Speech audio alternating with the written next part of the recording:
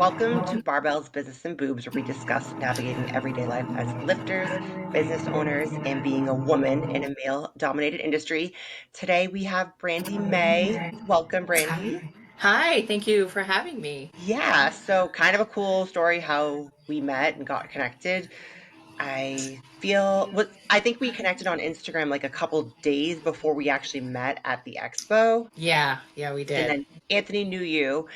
And then I saw that you were doing this show, and then it just kind of naturally evolved. So, yeah, so what do you do? Who are you? And then I want to get into the Sh- big project you're working on. Sure. Thank you, and thank you, ladies, again. I'm really grateful to be here, especially in this genre of like business and weightlifting. So yeah, I mean, I've been a bodybuilder since I was like 18 in my early 20s. I'll be 43 next month. So I've been in the fitness industry. Started that. Had a partner at the time who was actually a bodybuilder, so I really got to see 20 years ago the inside of competing. I did my own like 15 years of being a national. I never turned pro, unfortunately. And then, as the economy changed, I relocated from Texas to Las Vegas.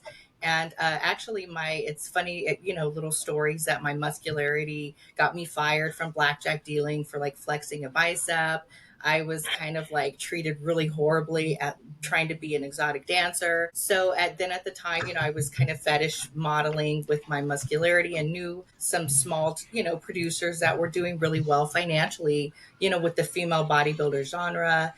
So yeah, I saw the money there. And decided to just try to work for myself, and have really been doing it ever since. And I enjoy it. It's very controversial, I think, for some, but I do say the culture has shifted a lot in the past 10 years, 5 years, especially since COVID. So I think it's not so taboo. It's a lot more mainstream to see fitness girls modeling and doing various fetishes and kinks and all that. So, but yeah, in 2020 and COVID, me getting a little older, not that I think that women of all ages can do what they want. Me personally, I've always been very ambitious. I've worked for myself, and I just started, decided to try to do other things, other ventures, and other businesses. And so, my project that I'm working on now is one of those. I started back in 2020, and that was, we see the hype of reality television. And one thing they've just never showcased a lot is muscular women, and so I decided, why not try to put together a project that's real, organic and authentic to maybe a female bodybuilder, trying to get out there and date and see what happens. I love that. I just think it's so funny because people don't realize, like, Christy and I have been friends before we were in relationships Wow, and yeah. throughout a couple. So we we haven't done an episode on like dating nightmares, but we could. So Yeah.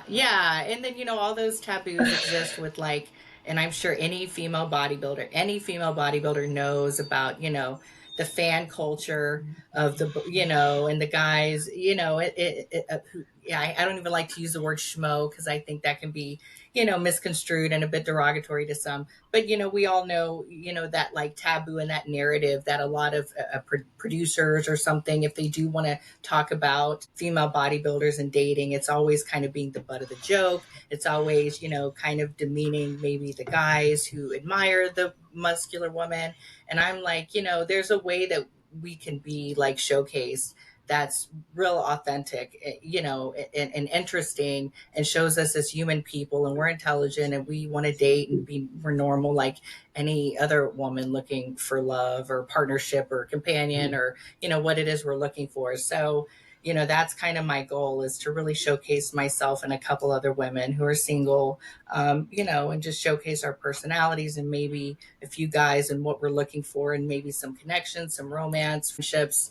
You don't really know, but yeah, so that's what I'm hoping to come together. Was this all inspired by just like a conversation with a friend about dating or any like recent personal things, or just your experience over the last, 20 years in the industry? Sure. I would say it was probably a combination, in the fact that years ago I had tried other production projects that showcase female Mm-hmm. bodybuilders, And I think there's some misconceptions I get in the production and reality television. Everything has to be controversial, over the top. But I just Mhm. have never liked how they try to showcase muscular women as being, it's just, it can be very insulting and kind of a slap in the face to us as just women in general. I mean, women are multifaceted. We can do multiple things and be different ways. And they always just want to paint us as being a certain type of archetype of woman. And I'm just like, no, man, like we can date business executives, we can date normal guys. It doesn't have to be so cliche of, just one type of situation. And so I was inspired by the way production companies were trying to make us look, in other projects I've done. And then in addition to just me being a female bodybuilder in the entertainment industry, and really seeing how it's so taboo, but there's such a wide range of men, and I'm sure women who are into women, but there's such a wide range of men that really do like female bodybuilders and muscular women. And maybe they're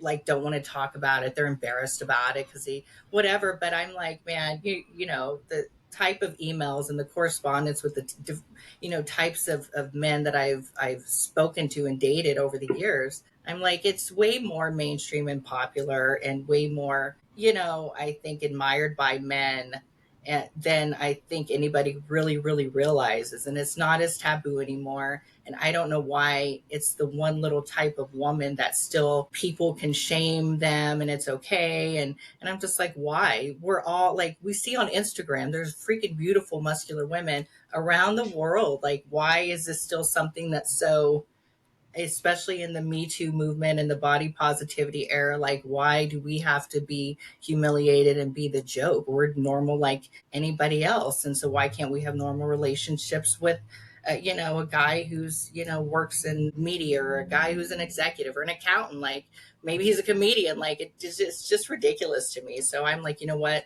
I'm gonna utilize my network, find some producers. And luckily I was able to, that were interested in partnering with me in the project. And so, yeah, I just had to like really nail down a date, find some ladies that are willing to participate. And like, so now I'm on the hunt for, male candidates that are interested. So it's been an interesting, that's probably been the most interesting part of this, is casting daters, men Yeah. that are interested in dating. For someone like us, we've been on social media forever, but the last, I've been on Instagram maybe 13 years and lifting weights Yeah. that long.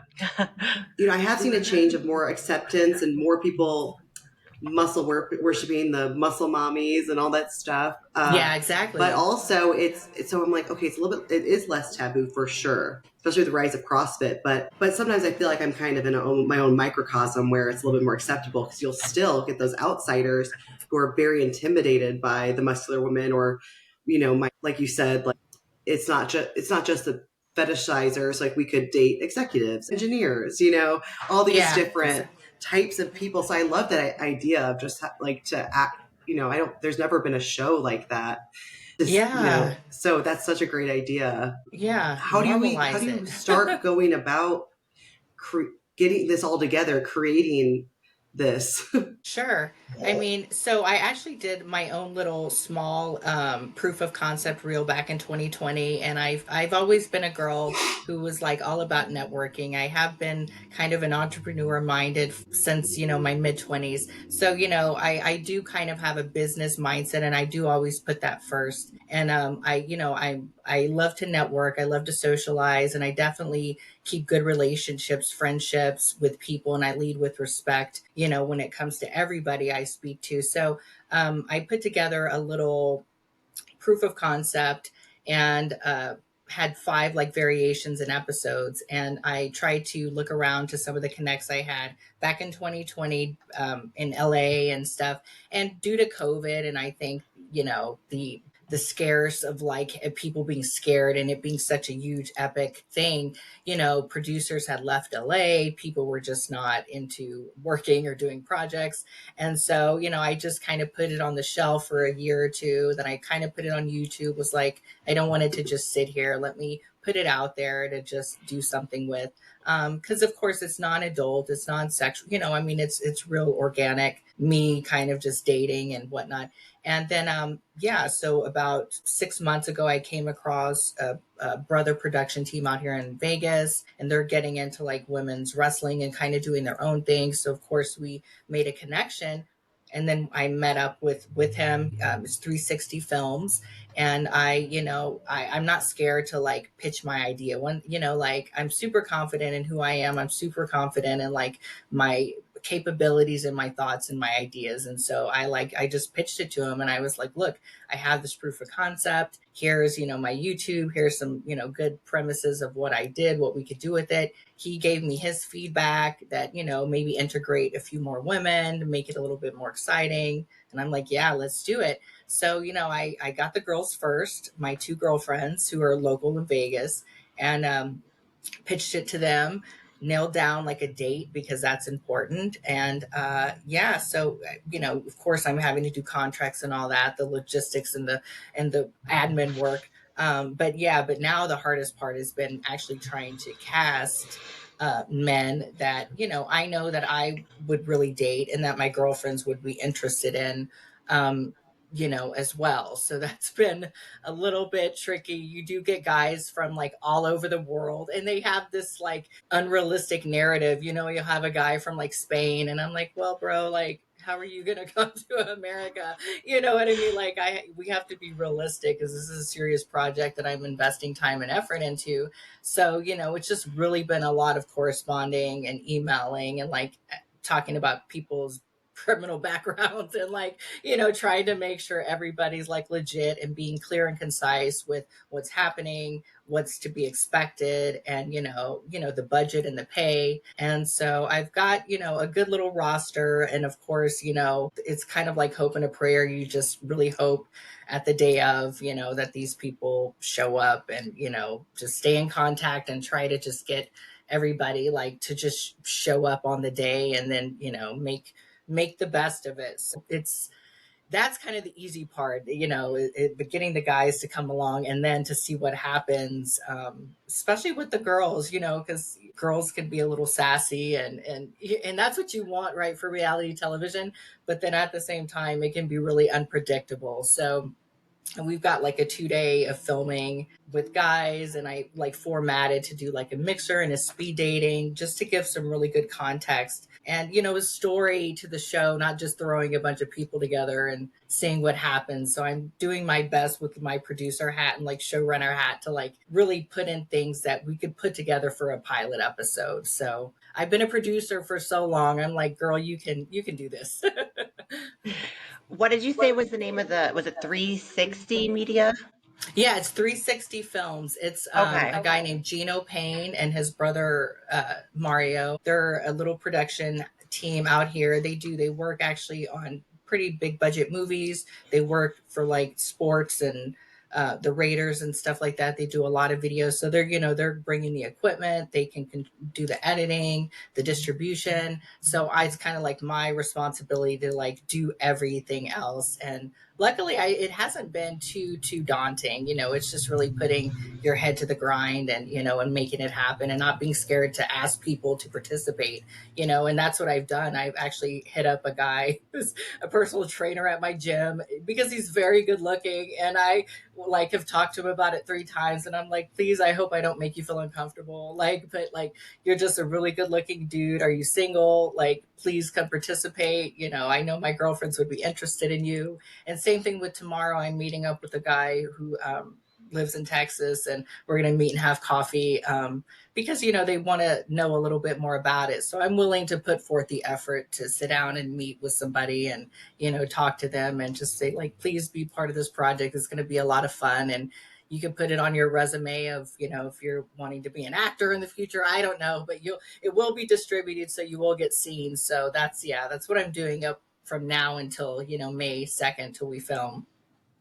So filming's May 2nd, and then do you have a date for when it's going to launch and what platform it'll be on? I don't exactly have a date of launch because, according to my production partners, once we get it filmed, it has to go through editing. And then myself and the other ladies kind of have to come back for like the little confessional part where we kind of look back over, kind of give a little bit of insight into what was going on, what we were thinking. And then I'm sure that will be edited into a final edit. So I'm not sure how long it'll take them. I know they're pretty quick with their turnaround, but from what I understand, we're able to get it on Roku, Apple TV, and Amazon Prime as well. So, it's not going to be anything that's going to be R rated. Obviously, we're trying to keep it like PG-13, even though we might throw in a little bit of like fun elements that give it a little bit of sexiness, but keep it, like fun and entertaining. So, yeah, that's what we've talked about. But I don't quite know a date yet as far as like actual distribution. Okay. And so once the pilot's done and out there, are you still pitching it to different networks, like to make the show bigger? Like what happens then, like for more Sure. episodes? Sure. So I'm definitely going to just be trying to promote the concept just for Okay. people to watch and get Mm-hmm. interested. And I do. Like I was talking about having a good network of people. I still know people in LA. I actually had a guy call me yesterday who kind of deals in the comedy arena. Um, so I think now that it's getting traction and I'm talking about it and it's serious, I'm getting people kind of that I know or know of, or like an associate of associate that are reaching out and being like, oh, well, that is kind of interesting, nobody's done that before. Oh, maybe when you get it done, I'll help you shop it around a little bit. So that's kind of my hope, is not only can viewers maybe just see it and enjoy it, but maybe we can get a bigger production company interested, or a different company, to maybe come along and want to fund a whole season or multiple seasons and get, give their input and, maybe their critiques of how to make it even bigger and better. So, yeah, I mean, it's a roll of the dice when you're producing, and like spending a little bit of money. But I just couldn't like live with myself being an entrepreneur and have put so much time to not pitch it and not do a little bit more, because I've done so much already. And I just think that women like us deserve bigger platforms to be more normalized and looked at and admired as beautiful women that are normal, like any housewife, or normal as any other woman you would see on reality television, honestly. Yeah, because before we start recording, we're kind of talking how you've been in the industry, or in the industry for so long, and you've had different jobs where you weren't taken, you're kind of looked down upon for having muscle, like when you said, like when you worked at a casino, you got fired for flexing, right? I did, yeah. When I was out here, I mean, I moved out to Vegas almost 19 years ago. I was still obviously I was getting into the competing side and I was trying to find a job. And like I was told, ladies live in Vegas, so like the pool jobs in the summer, they do like auditions. I was literally like 26 years old. I was kind of voluptuous, curvy, and I was told by a manager that I wasn't the right body type for what they were looking for. Now, this was a while ago, so maybe that wouldn't be appropriate today, and maybe that wouldn't be said directly today. But I was told that, like, my muscularity wasn't what they were looking for. I was told that by the Playboy Club when the Playboy Club was at the Palms. I knew two people got through, like, to HR, and they were told me my body type wasn't what they were looking for. My blackjack dealing, went to school for blackjack, got placed at actually the Stratosphere in a party pit blackjack, little area. Nobody specifically told me, not to flex. And the guys are playing, we're having a good time. I flexed a bicep. And I mean, it literally wasn't 15 minutes after that they pulled me and fired me. And same thing with the, like the strip club. I tried dancing. I did realize, one, I'm not a great pole dancer, so that was a bit of an like I kind of do have stage fright, which I learned through competing in bodybuilding and pole dancing. But the way that the men were with my muscularity was just like, it was just too much to deal with. And I was like, I can't handle this. I'm going to go produce my own like erotica fetish focused on muscularity and muscular women. And I just really put my head to the grind and started doing that. And I've been doing that ever since. Cause yeah, it's just when they see it in person or something, I think people don't know how to respond to it.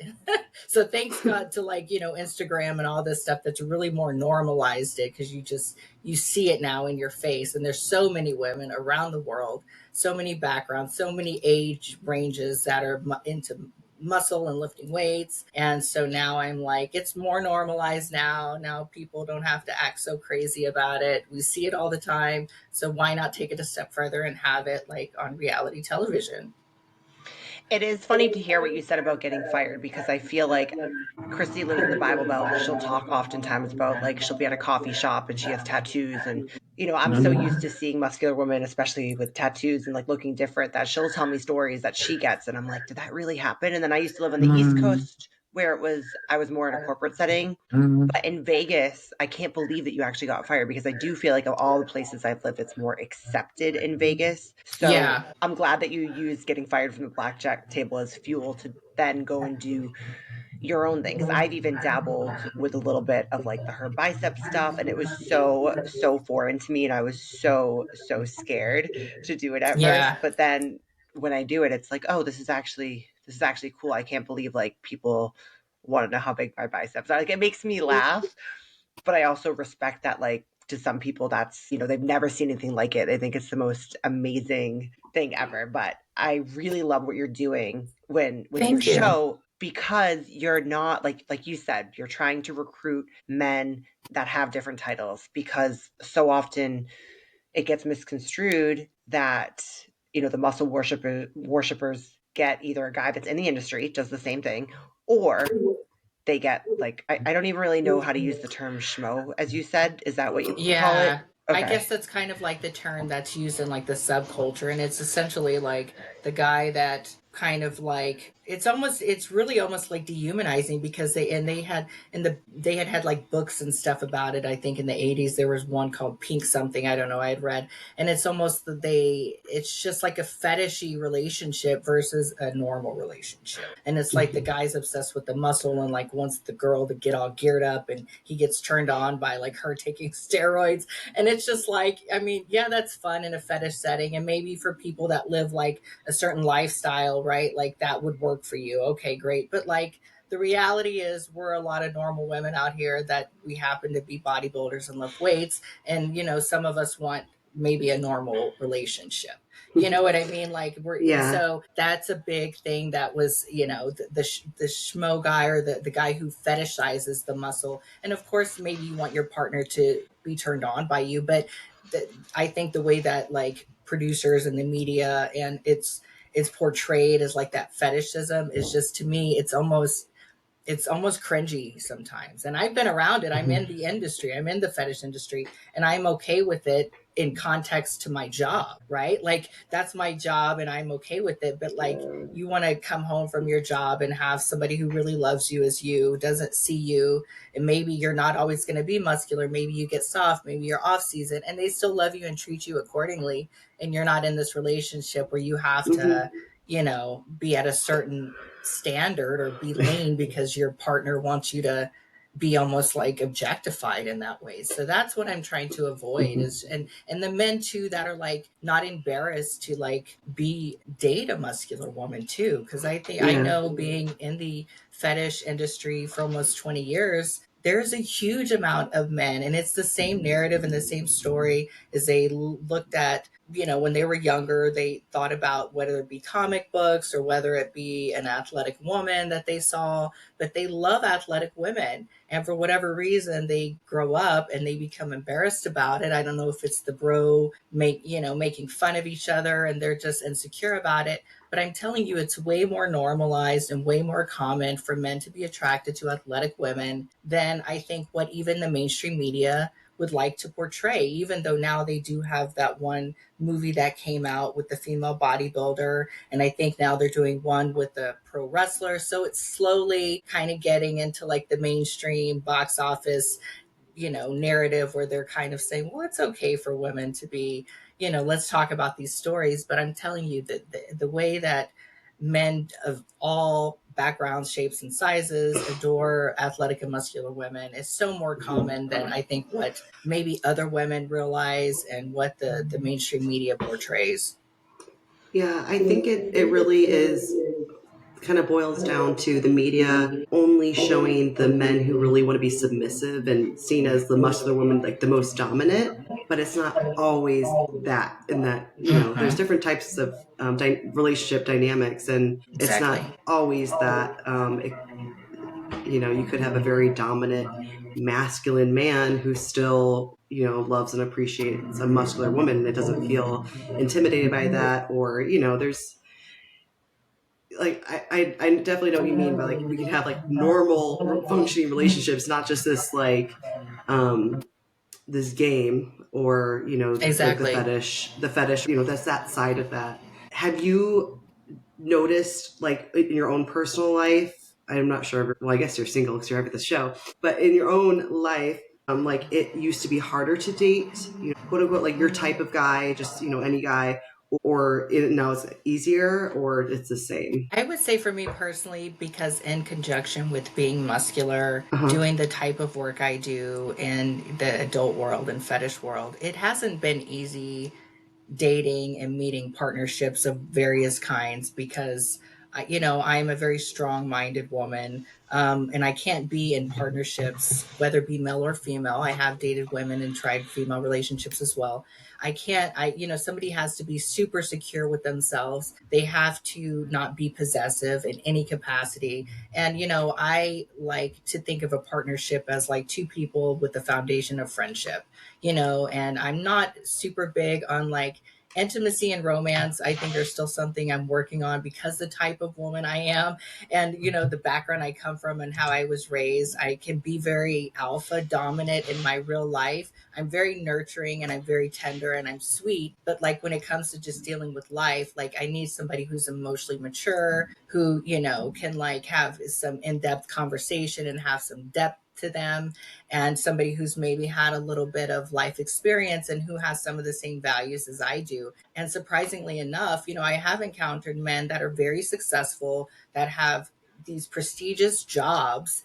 And like I value discretion, so I wouldn't go into too much detail about, but like different industries, from athletes to musicians to music executives to comedians, and like the lack of maturity that they have to deal with a muscular woman and a woman who does the work that I do is astonishing. And then you circle back to that, well, they want you to be their mistress and they don't see you as a partner. And I don't mean mistress in the sense that they're married. And even some of them, that's what they want women in every country or whatever, but it's just they want you to be this like alpha dominant woman in your day-to-day life. And it's like, but I can't really maintain a relationship like that. If anything, I'm more what I would probably consider like polyamorous, in the sense that I could have multiple partners and have actual relationships and friendships in that way. But to like live this like life of like, I'm always gonna like talk down to you and be and treat you almost like this man child in our day-to-day life, day in and day out. Like I just can't, like I need somebody who's going to be mature. I can't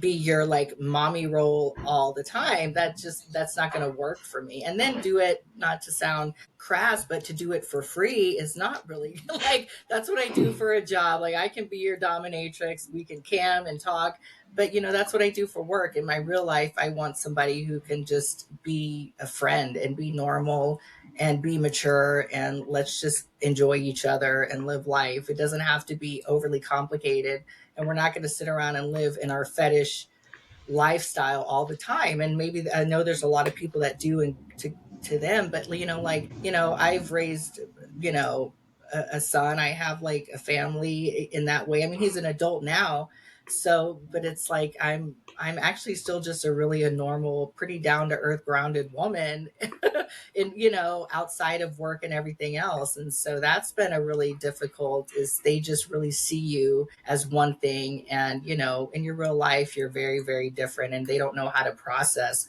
I can compartmentalize my work and all this different stuff, but a lot of other men despite their jobs and their prestige and the money they make, they really can't. So it's been tricky for me. I can speak on my own experience. I'm not sure about the other women involved in the project, but I know they're single and they're, so I'm sure they have their own stories and experiences with, stuff maybe similar. Yeah, I totally can relate to so much of that. One thing I Yeah. do want to ask about is, so you got this idea in 2020. Now it's coming into, 5 years later. How did you deal with the constant back and forth, not sure if this was something that you could produce? Was there ever moments where you kind of wanted to just quit and throw it in the towel, or were you determined enough, like, okay, if this is a problem for me, and you want to show the world, like, I feel like you're doing it for muscular women, but also just as an idea to break societal norms of what people think Sure. this relationship is like. Well, I mean, I was very disappointed of it, but it was around COVID time, so it was kind of like there was so much chaos going on. It was just such a strange time.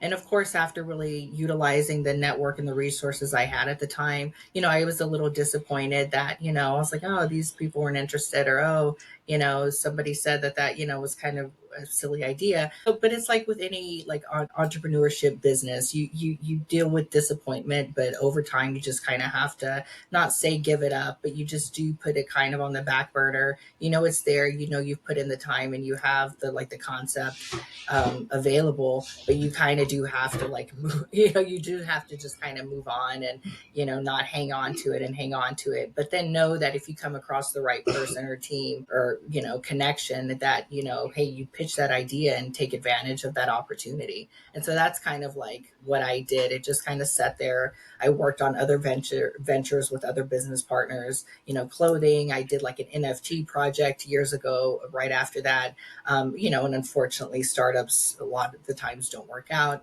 But I still had it sitting there. So yeah, when I came across my production partners, I was like, man, if there was ever an opportunity, now is it. So let me pitch it to them, and they were excited and they're on board with it, and they gave their feedback, like I said, an honest feedback, and so I was grateful for that because they didn't just see it as kind of like a joke, like they're taking it seriously as well. So I appreciate that with them. So on this show, are you going to be on the show, or are you just producing? No, I myself am going to be a participant on the show. So That's yeah, so and exciting. I'm interested to see how the men, because like I said, I can't so much speak on behalf of the other ladies. I do know one of the ladies fairly well. We're good friends, and then it's her friend who's actually a bartender out in Vegas. So she's not a content creator. So I thought that was really cool to get somebody, and she's like into bikes, and she's kind of like a biker chick, and she's a pro bodybuilder. So I'm like, it's cool because we have such a variety of women. But I know my one friend, and you know her too, I'll just say it, Marilyn. And Oh she's yeah. very like, yeah, she's like super like pink, like Barbie, Marilyn Monroe of muscle. And she's like really in your face with her opinions, her thoughts, and who and what she is. And I love that. And I could be a little bit more of like the softer, almost like nurturing mommy type.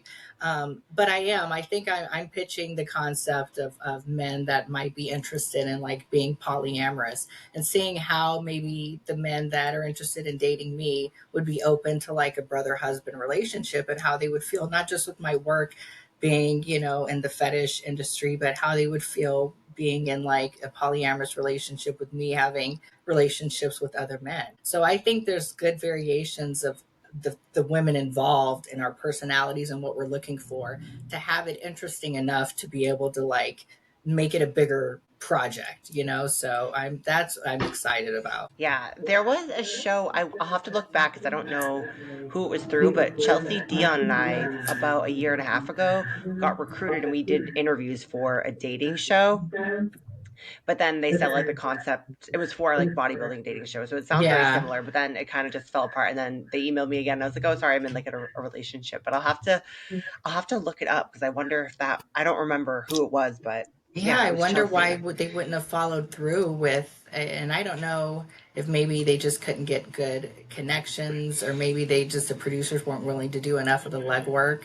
I mean, if you put the legwork together, you can kind of bring in something, put something together. But like I said, maybe they just figured it was too taboo and they just didn't want to. I think they just feel like it's not marketable enough, maybe. And I think maybe because reality television is a bigger demographic of females that watch it, so maybe they think women aren't going to watch muscular women. I don't know, but I think at this point, reality TV is so vague. I mean, it's worth giving it a shot, in my opinion. Like, it's a big sphere there to not try it out. So I don't mind jumping on the bandwagon and putting forth the effort and the initiative to do something with muscular women. I think it's long overdue, honestly. I think Well, so it's too. interesting because like a lot of the biggest reality TV shows are, you know, set around relationships and love, and I think like things that are, you know, quote unquote taboo are interesting, Uh-huh. you know. And there's even like the show about like Mormon moms, you know. It's like how many people you would think be interested in that, like, but if maybe I'd watch it. Like I don't know, but this seems entertaining Yeah, because of the type of personalities and the relationships they have. You know, what kind of exactly. um and I feel like anything dating is, you know, kind of juicy and interesting. Yeah, because you don't know what to expect from it. I mean, I did. Hmm. I actually watched a reality show about brother husbands or something, and it was about women who, three or four different women. And there was really, out of the four women, there was only one who was actually married and was like really having other relationships, partnerships with men. And the other three were just like kind of dating, so they were like in a primary relation and they were just trying to date. But I was like, man, if this can get traction and get like a whole season, like something with athletic women or muscular women has got, it just has to be done, because I think like we're actually like alienating a demographic of a male viewer that might want to watch something just because we pursue, like assume that only a female audience would be turned off. But you really don't know. I mean, the Housewives has become such an incredible franchise, and all these other reality television shows. I just think now is the time, with all the streaming platforms and the need Hmm. for content and the need for innovation and innovative ideas. It's like, come on, people, let's get it done. This is silly. Yeah, no, I'm excited to see it for sure. And I think it will also be really interesting from a perspective of not only like our bodybuilding and muscular women fetishized, but there's a big percentage of them that also are entrepreneurs and work for themselves from what I'm seeing. And that comes with a whole nother layer of intimidation Yeah, because yeah, men, because I don't think a lot of people think they want to date someone that looks like that, but then they see what goes into it, all the work. And then also if they work for themselves, it's kind of like sometimes it leaves very little time for a yeah, relationship. yeah. And it's been funny like corresponding with these a lot of these male candidates, because I'm doing it obviously as my organic self. I'm not like using a stage name or a fake name or a fake identity. So, and even that has been, I have had a few where they like really want to question, and it's been part of my like experience when it comes to business. Like you do have the mansplaining and like men like wanting to like just like almost like go back and forth and have this debate and like want to like almost interrogate you on how the business model is going to work and this, that, and the other. And I'm like, bro, like, why are you questioning? Like, why are we doing this? So sometimes I have to just cut it off and be like, look, if you're not interested, you're not interested. But like, I don't think I need to go back and forth and explain the logistics and the ins and outs of my production side and my thought process. It's just like, so that's kind of always been my experience in dating and life when it comes to business. Because yeah, when you're a muscular woman, one, and then you're really headstrong, and then you're really confident and know what you want, and you know how to get it done, they just are like, whoa. But it's like, come on, let's grow up. This is 2025. Like, we need to all be mature, and women are capable and equal. Like, let's get past that and just like, you want to do it or not. It doesn't have to be overly complicated or anything like that. So, what in a perfect world, we can like manifest a little bit, where do you Yeah. see this going? Not only for the women on the show like yourself finding love, but in terms of the show reach, like what would be your ultimate dream with it? I would love, I mean, ideally, because I love the dating concept, and even if it's something like The Bachelor or The Millionaire Matchmaker. So I want to like integrate a little bit of like those formatting concepts, and then obviously a little like one on one where you see the organicness of the ladies. But I would love to obviously create not just a full like season with myself and my other ladies this time, but maybe something that's franchisable, ongoing, with maybe other women in the future, and whether it be like matchmaking or just bringing like romantic connections together. And it's never really been something I've ever considered for myself as like, being a matchmaker or trying to connect people in a romantic way. But I mean, when you look at the culture of like dating and how people are like more isolated and alone and people aren't dating anymore, or that's what the rumor is, or what the media talks about, how people are lonely and this, that, and the other, then it's like, well, even more of a better time to like try to curate more love and more connections. And why not do it instead of just like they do in The Bachelor, where it's either the mid 20-year-olds, or they do the Golden Bachelor where you're older. Like, why don't we bring in a different type of different types of individuals, and not just the same cookie cutter type of person, and branch out that way. So I'm trying to keep an open mind. I have a thought process to get this one project done, but in the future, if we're fortunate enough to have any kind of interest or just anything, that's the thing about entrepreneurship too, is you have to be fluid and open to like, if you want to like succeed and really follow through with your project. And that's obviously one thing. You have to keep your ego in check, learn how to take constructive criticism, learn, if you're partnering with somebody, to get feedback and integrate that and just be open. And so that would be, just to be able to franchise it and make it something, that we could see on a streaming that showcases just various women. Ideally, it'd be from all over the world, not just in the US. I'm sure there's women in other countries too, right? So yeah, that would be like my ultimate dream goal if I had to manifest it. Are you allowed to tell us the name of the show yet? So my initial project was just called FBB Date. It's kind of cliche and corny. I kind of integrated like a little flex for love because I thought it would be cool to like I don't know if we're like kind of competing, for doing like speed dating and stuff. So I don't know. That's one thing I'm sure when we get to like editing and distribution, I'll sit down with my production team, and of course we'll brainstorm. And if they have other creative ideas, like I said, I'm open to like, make it something that's more marketable. But that's kind of where I was teetering. I was calling it like kind of like FBB Date, or like Flex for Love, formerly like FBB Date. But it's good to like, from a business perspective, to kind of like coin all the little names you can. So that way another company can't come along and try to piggyback.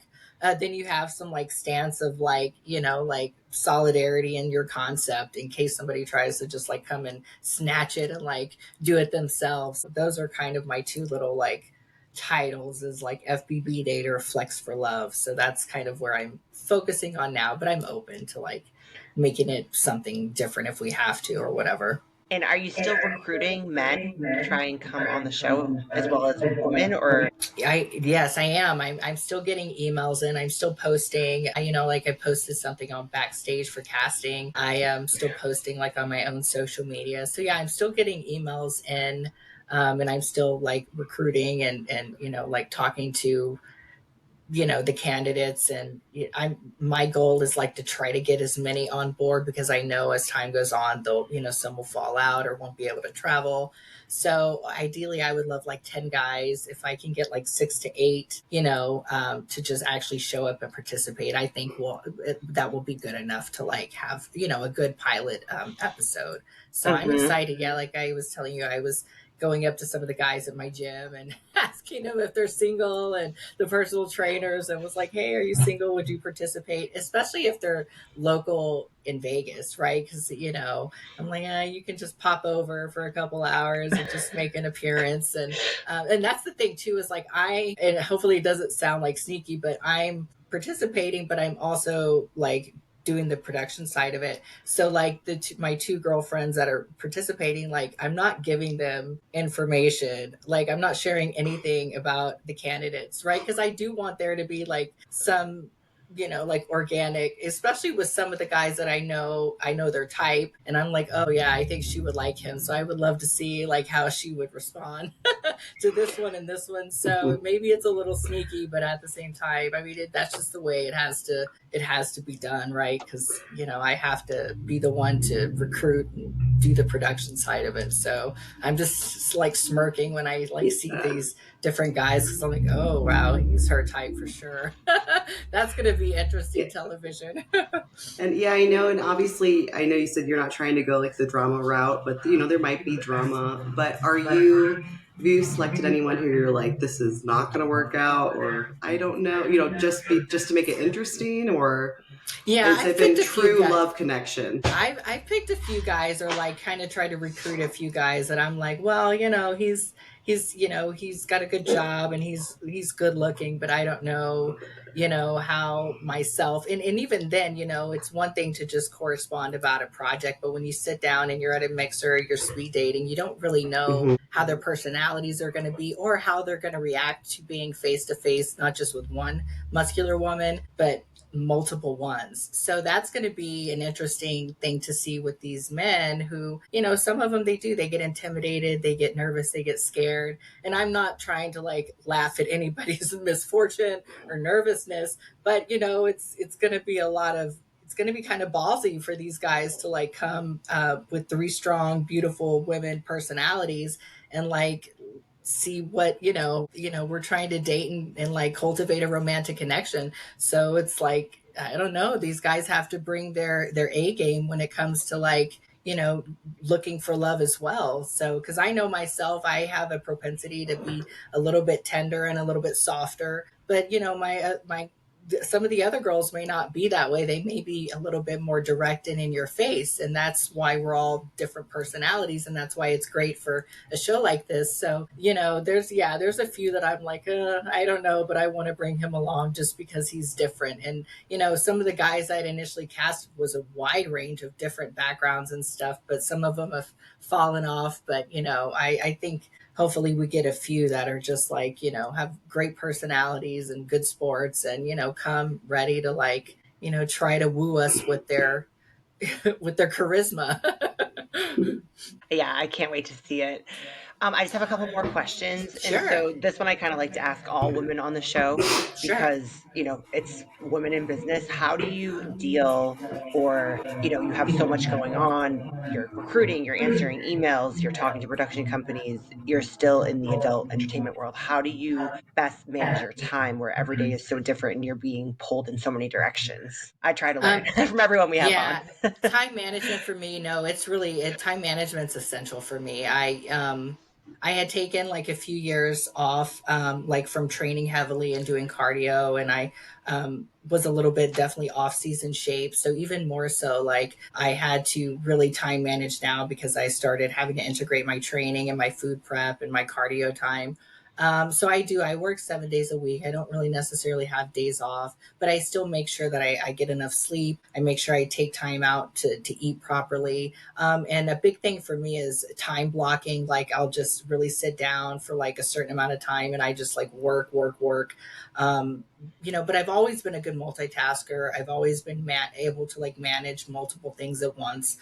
So I just make sure like every day I have a full day of like being really productive and getting something that I know is an important piece, whether it be like contracts or really sitting down and emailing and responding back and coordinating. And so I just make sure that I get all the important stuff done and my conventional, my general work as well. It's not always easy. I definitely, because I stopped drinking energy drinks recently too. So that's been like, So I can be a little cranky and I am like maybe drinking a cup of coffee at like 4 in the evening to just sit down and finish up emails. But I'm like, it's worth it after May, like things will be able to slow down. So, I hustle. I tell people all the time, I'm such a hustler. And if I'm having a bad day, I just make sure I rest, sleep, and get up the next day and just try to like pick up what I missed, the following day. But it's definitely a grind, and just up That's early and up late.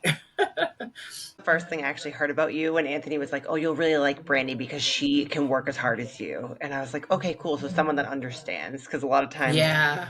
a lot of times, there's entrepreneurs like I can say this to both of you because you both have built your business and know what it likes. And like Christy and I are really good friends. I tell her my deepest, darkest anxiety secrets. And so it's just, we really love having guests like you on because people might see you on social media and get one opinion of you. But then when we get to talk to you, it's like, you have wear so many hats. And as you said, multifaceted. So it's been a pleasure having you on. Thank you, Last ladies. last question. It's a fun question. Sure.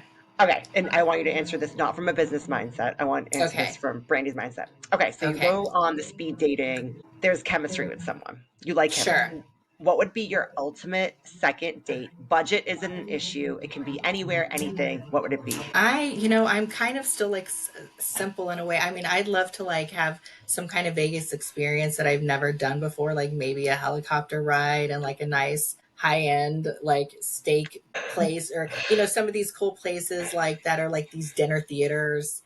Something that's still pretty normal, but maybe a little bit on the higher end. I'm not saying like spend a whole bunch of money, but just have like a Vegas night out where I can kind of dress up and enjoy, just the Vegas life experience and enjoy the person I'm on the date with, and, him kind of like, cater a little bit and be, into me and into the scenario, and like, just kind of have, like I said, I'm not a big romantic person, but I think having a little bit of like intimacy and that romance and like that connection and getting to know each other on top of maybe like a fun Vegas experience would probably be like my ideal like date. That sounds fun. The Vegas Yeah. Yeah. experience.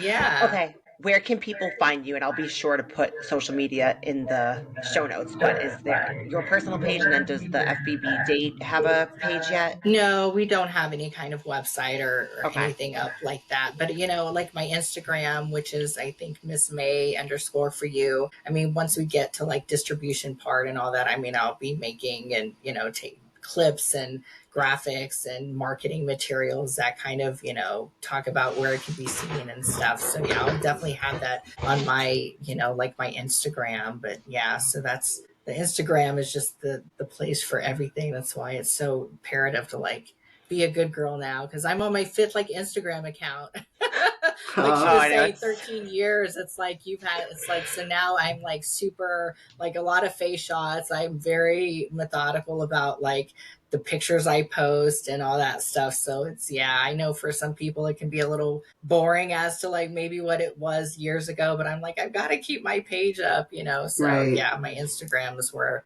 I post everything. awesome. We'll be sure to give Brandy a follow, and I Yes, can't wait to please. see the show in May. Thank Yeah, you I Well, so can't wait thank to you, much. watch. ladies. Thank you so Thank much for you. having me. It's been such an honor to like sit down and talk with you ladies, and I really appreciate it, honestly. Thank you. Bye. Thank you.